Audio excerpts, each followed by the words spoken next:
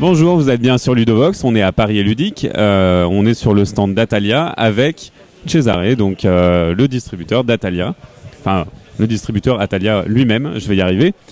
Aujourd'hui, Cesare va nous présenter Calcio, donc un jeu de foot. Alors, je vais te laisser nous décrire le jeu, nous dire comment il se joue et nous montrer un petit peu ce qui fait les particularités de cette simulation de foot. Voilà, bonjour à toutes et à tous. C'est un jeu de foot à 8 joueurs. Donc on a dans la boîte, je ne sais pas où est-ce que on a mis le reste, parce qu'on a plusieurs joueurs. C'est là. Voilà.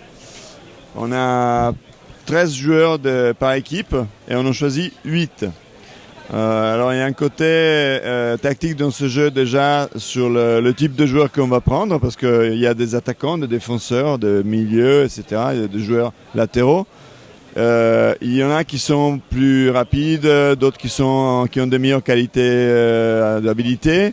Donc du coup, à nous de choisir une équipe si on la veut faire plus rapide, plus technique, plus offensive, plus défensive, etc. Donc il y a vraiment cette possibilité-là au niveau tactique de disposer sur le terrain la meilleure équipe. Voilà. Et donc c'est un jeu de duel ou c'est un jeu qui se joue à plus ? Généralement ça se joue à 2 ou on peut jouer à 4 si par exemple on se dit moi je garde les défenseurs, toi tu gardes les attaquants, ou on se peut mettre d'accord comme ça par exemple. Hein. Et question complexité, est-ce que c'est un jeu plutôt familial ou plutôt gamer ? Ça dure combien de temps ?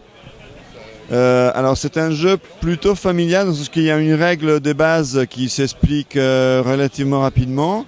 Et puis il y a du matériel supplémentaire et avec tout un tas de choses supplémentaires qui rendent le jeu beaucoup plus tactique, donc pas pour des enfants typiquement. Là déjà c'est à partir de 8 ans, parce qu'il y a une mécanique de gestion des mouvements de footballeurs qui n'est pas compliqué, mais voilà, c'est pas donné à un enfant en bas âge. Mais après, effectivement, malgré tout, surtout les enfants, ils se perdent au bout de 10 minutes d'explication. Et donc du coup, on a fait un jeu qui s'explique en 2-3 minutes, et puis des règles avancées qui, elles, rapportent, notamment avec une gestion des cartes qui permettent de faire des tacles un peu plus musclés, qui permettent de provoquer un carton jaune pour l'adversaire ou choses comme ça. Il y a beaucoup plus la simulation est beaucoup plus complète. Et aussi au niveau tactique, forcément il y a beaucoup plus d'éléments et c'est plus difficile à appréhender. Ok, et du coup, il y a 8 joueurs, mais il y en a 13 dans la boîte. Est-ce que tu peux me dire pourquoi ? Est-ce que c'est pour faire des remplacements et changer les caractéristiques de ces joueurs, ou est-ce qu'il y a de la tactique qui se joue là-dessus, ou est-ce qu'on peut simplement mettre plus de joueurs si on veut sur le terrain ?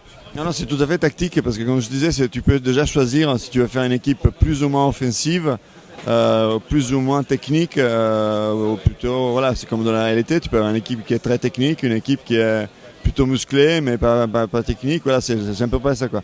Alors là, chaque joueur a la même somme, hein. L'habilité sous le pied, c'est marqué la rapidité, le nombre de mouvements qu'il peut faire par tour, le rôle, et l'habilité, c'est le petit chiffre en rond, c'est un bonus qui se rajoute au lancement des dés quand il essaie de faire un tacle ou quand il essaie de tirer notamment. Ok, et comment on se déplace et comment on prend les tours, est-ce que tu peux m'expliquer un petit peu Avec des dés. On lance 2 dés, simplement, comme ça. Donc là, on a fait... je relance parce que... voilà, j'ai fait 7, déjà c'est mieux. Avec 7, j'ai 7 points de mouvement. Avec ces 7 points de mouvement, je dois me débrouiller pour bouger les joueurs et ou la balle. Comme je veux, je peux bouger n'importe quel joueur, la balle, puis rebouger un autre joueur. Mais j'ai 7 points de mouvement, là, sachant que les joueurs, eux, ils bougent seulement orthogonalement. La balle, elle aussi, est en diagonale. D'accord ? Du coup, je pourrais faire avec 1, 2, 3, je passe là. Et puis, lui, il peut avancer 1, 2, 3, ça fait 6. Mais malheureusement, je n'ai pas la possibilité de passer. Mais voilà, en tout cas, je préparais le tour d'après. Je suis suffisamment loin de l'attaquant pour qu'il arrive à me voler la balle, quoique si, il risque de me voler la balle quand même. Mais bon, c'est un attaquant qui sera pas. Donc l'attaquant, il sera au milieu de terrain, donc il ne sera pas dans sa zone de prédilection, donc il n'aura pas le bonus. Donc il y a plus de chances que je garde la balle. Parce que comment ça marche ? Au tour d'après, Le défenseur, lui, lance aussi ses dés. Il n'aura qu'à bouger des défenseurs, notamment peut-être lui pour essayer d'aller piquer la balle. Donc lui, il peut bouger de 5, ça tombe bien parce que comme ça, 1, 2, 3, 4, c'est bon. Il arrive, on n'est pas obligé de faire tous les déplacements si on n'en veut pas. Et du coup, là, maintenant, il peut essayer de lever la balle. Donc là, il va lancer les 2 dés. Donc il a fait 8. Alors c'est un attaquant donc, au milieu de terrain. Vous voyez qu'il y a cette ligne-là qui détermine, ça c'est le milieu de terrain. Ça, c'est le territoire des latéraux. Ça, c'est l'attaque pour le joueur jaune et la défense pour les joueurs bleus. D'accord? Donc là, on a, lui, il a 5, il a 8, il a fait, donc il n'a pas de bonus. Lui, alors, imaginons qu'il était ici. Donc, c'est un milieu de terrain dans sa zone de prédilection. Donc, on lance les dés. En plus, on rajoutera 2 parce que c'est son bonus. Il n'est pas très technique. C'est un joueur plutôt rapide, lui. Donc 5, 2, 7, il a quand même perdu la balle. Et donc après c'est le joueur jaune qui recommence à jouer.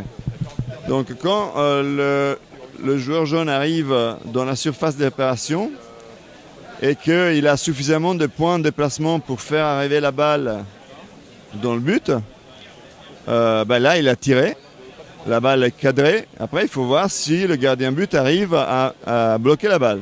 Et là, c'est un peu similaire, c'est de façon similaire. On lance les dés. Donc là, l'attaquant a fait 12. En plus, c'est un attaquant, donc c'est dans son zone, il a le bonus, ça fait 13. Donc il a certainement marqué, quoi qu'il arrive. D'accord? D'autant plus que, quoique non, là, il a alors, s'il était là, il aurait certainement marqué. S'il était là, pas dit. Pourquoi en fait, si le gardien but, il est dans une case adjacente ou dans la case où la balle arrive, il a son bonus de 3. Là, il était là, il est trop loin, donc il n'aurait pas son bonus de 3. Donc au maximum, on lui ferait 12 et du coup, il a marqué. Mais effectivement, s'il était ici, on peut lancer 8 et 3 à 9. Donc il a quand même marqué, ça y est, balle au centre, on redispose les joueurs, on recommence. Ça, c'est la règle de base. Et ça se joue en combien de points? On décide avant, si on veut faire un pas à temps, on peut dire on joue 1 heure et on verra bien ce qui se passe. On peut dire celui qui fait les premiers 3 buts, ou on fait 3 buts en total, on voit bien qui fait 2-1. Il n'y a pas de... La règle dit effectivement, vous vous mettez d'accord, comme vous pouvez faire ça ou ça, il donne des exemples. Et donc pour la règle avancée, donc tu me parlais de cartes, il y a des jetons, il y a un dé avec des faces plus, des faces moins. Rapidement, qu'est-ce que ça apporte et quels sont les éléments tactiques que tu rajoutes?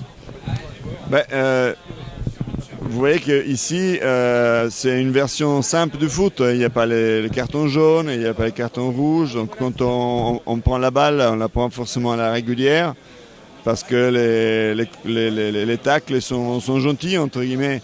Donc on peut décider de faire un tacle un peu plus violent avec une carte. Maintenant, je ne vais pas forcément la trouver, mais il y a des cartes qui disent ça y est, je peux faire une glissade, par exemple. Donc, si je fais une glissade, j'ai plus de chances de prendre la balle. Mais si l'adversaire il a une carton jaune, il peut faire en sorte qu'il provoque un carton jaune. Donc, le joueur est averti. Donc, on met un carton jaune sous la case du joueur correspondant. Forcément, au bout de 2 cartons jaunes, le joueur est expulsé, donc on va jouer à 7 et c'est pas bon du tout comme dans la réalité. Hein. Déjà ça. Et puis il y a d'autres cartes qui permettent de faire par exemple un rush, donner plus de points de déplacement pour faire un contre. On peut donner un boost au gardien but pour essayer de se lancer, de faire vraiment un blocage assez spectaculaire, etc. Donc, et puis ça donne un côté surprise, ça donne il y a un côté suggestion aussi parce qu'on pêche, on a 3 initialement de cartes et on en pioche quand on veut. Si je fais 6, je peux décider, le 6 je ne l'utilise pas, par contre je pioche une carte. Donc le 6 c'est bien parce qu'il me donne beaucoup de points de déplacement. Donc du coup, à vous de décider si c'est mieux de piocher une carte pour donner un effet surprise après ou pas. Et puis, il y a effectivement la gestion de remplacement. Je vais peut-être encasser un but, je vais peut-être avoir besoin d'une équipe un peu plus offensive. J'enlève un défenseur, je rajoute un attaquant. Voilà, c'est comme de la réalité. Hein. Puis on vire les joueurs qui ont des cartons pour éviter de... Exactement. Bah écoute, merci pour cette présentation de Calcio. Et puis à bientôt sur Ludovox.